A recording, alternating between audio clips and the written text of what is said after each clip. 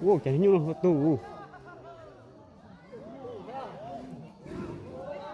Mà sẽ là từ như này thế. Rồi có cái kia này.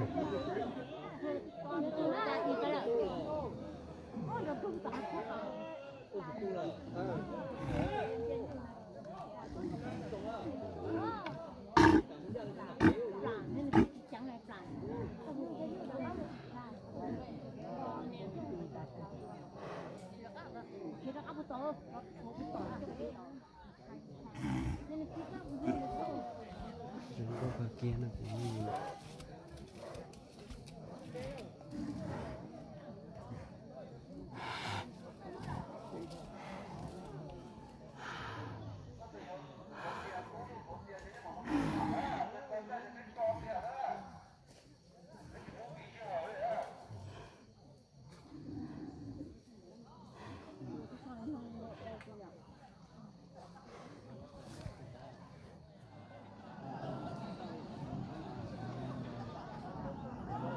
thì nó quay từ những rừng cô cái nhà sẽ ngăn lại sẽ cố hấp lỡ nó lò kia lấy trọc kia nó cũng rừng có sắp lại rồi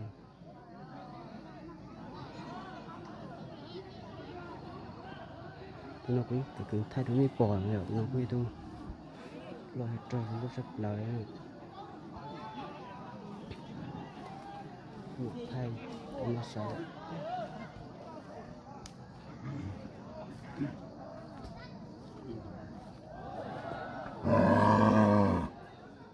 rồi có sắp lại nè trời ơi tụi nó là cái sẽ có sắp lại thế này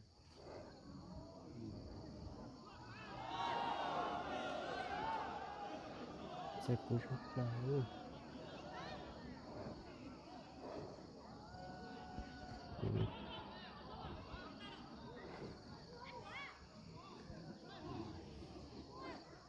rồi có sắp lại rồi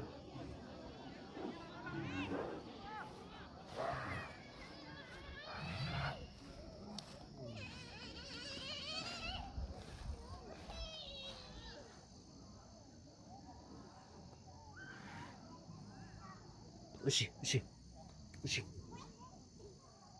ushi, ushi, ushi.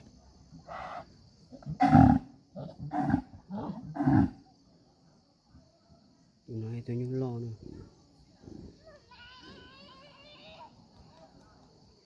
Đơn đáy cho trơn mà.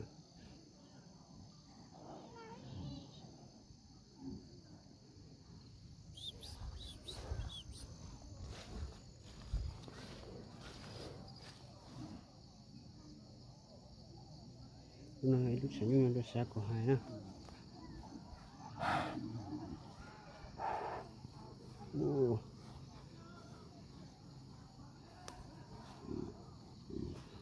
Ushi, ushi, ushi.